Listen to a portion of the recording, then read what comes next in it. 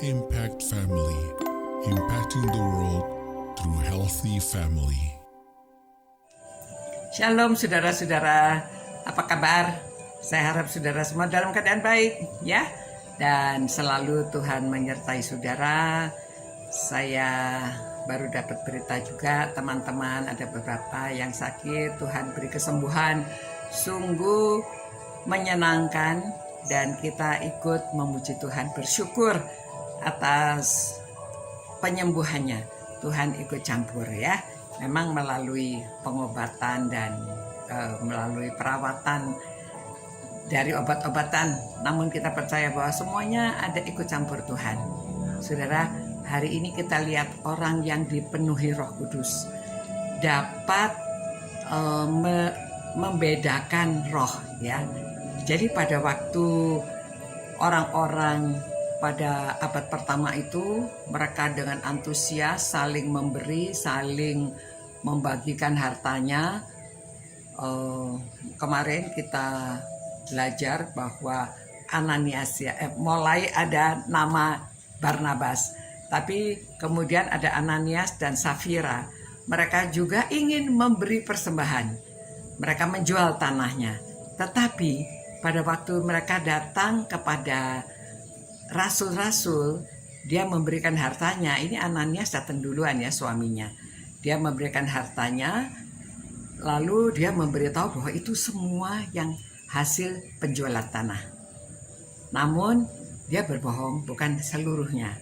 Rasul ini Petrus bisa tahu, saudara. Dan Petrus bertanya, dia tanya demikian, Ananias, mengapa hatimu dikuasai iblis sehingga engkau mendustai Roh Kudus dan menahan sebagian dari hasil penjualan tanah itu? Ya. Nah, saudara, bukan karena jumlahnya, ya, karena dia tidak memberitahu secara jujur.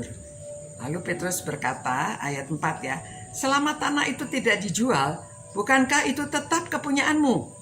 Dan setelah dijual, bukankah hasilnya itu tetap dalam kuasamu? Mengapa engkau merencanakan perbuatan itu dalam hatimu? Engkau bukan mendustai manusia, tetapi mendustai Allah. Saudara ya, mendustai Roh Kudus, mendustai Allah.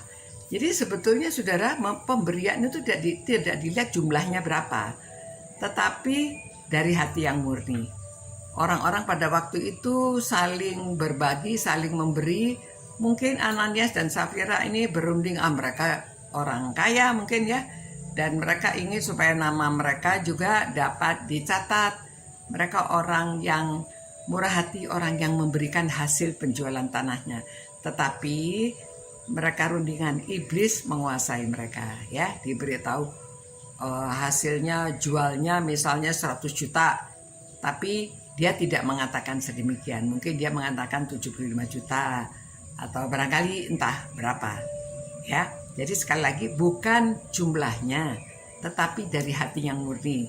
Nah kemudian saudara, ini Safira, istrinya juga datang. Padahal nama Safira itu bagus ya, Safir. Sebetulnya kalau anak-anak wanita diberi nama Safira itu bagus ya. Namun orang tidak mau menggunakan karena di sini Safira, dia datang dan dia juga memberitahu kepada rasul-rasul. Ditanya, Safira, apakah yang kamu jual itu harganya sekian? Harga tanahnya? Iya, sama seperti suaminya. Dan Petrus sudah tahu, tuh lihat, suami kamu baru diusung keluar ya, suami kamu meninggal. Karena kaget ya, begitu juga Safira, ketahuan.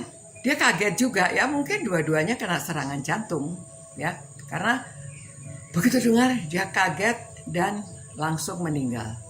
Memang menakutkan sekali ya. Cucu saya waktu membaca Alkitab di bagian ini, aduh menakutkan sekali ya. Orang bohong sekali langsung vonis meninggal. Tapi dia tahu bahwa ini ceritanya karena membohongi Tuhan ya. Jadi saudara-saudara, pemberian itu tidak dilihat jumlahnya. Walaupun memberi hanya 2 duit, Tuhan Yesus kasih contoh, dia memberikan seluruh hidupnya karena dari hati yang murni. Jadi saudara-saudara, pada waktu membaca ini jangan merasa bahwa pemberian itu dilihat dari besar kecilnya pemberian, tetapi dari hatinya ya. tidak membohongi. Kalau mau memberi berapa saja kan tidak dituntut kita memberinya berapa. Tetapi kita memberikan dengan hati yang tulus, ya, dengan hati yang murni. Demikian, saudara, renungan kita hari ini. Jadi orang yang dikuasai Roh Kudus itu, wah, waktu ini luar biasa ya, bisa tahu kalau orang bohong, ya. Nah, semoga kita dikuasai Roh Kudus, dipenuhi Roh Kudus, bukan untuk mengetahui kalau orang bohong, tetapi sungguh-sungguh kita bisa membedakan roh, ya, membedakan orang yang jujur apa orang tidak jujur, gitu. Nah, saudara, mari kita berdoa dan mengucap syukur supaya kita terus dikuasai Roh Kudus dan kita melakukan segala sesuatu untuk kemuliaan Tuhan, bukan untuk kemuliaan diri kita, ya.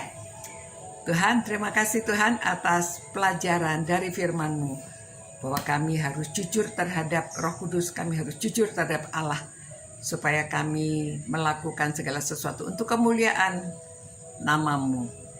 Dan biarlah kami dipenuhi dengan Roh Kudus, sehingga kami dapat membedakan roh yang jujur, yang tidak jujur, ya Tuhan. Terima kasih Tuhan, karena Engkau memenuhi kami dengan Roh-Mu. Dalam nama Yesus Kristus kami berdoa. Amin. Selamat malam saudara-saudara. Senang kita bisa merenungkan firman Tuhan bersama-sama selalu, ya. Tuhan memberkati, Tuhan menjaga saudara, Tuhan menyertai saudara-saudara. Sampai berjumpa pula. God bless you. Ciao. Impact Family, impacting the world through healthy family.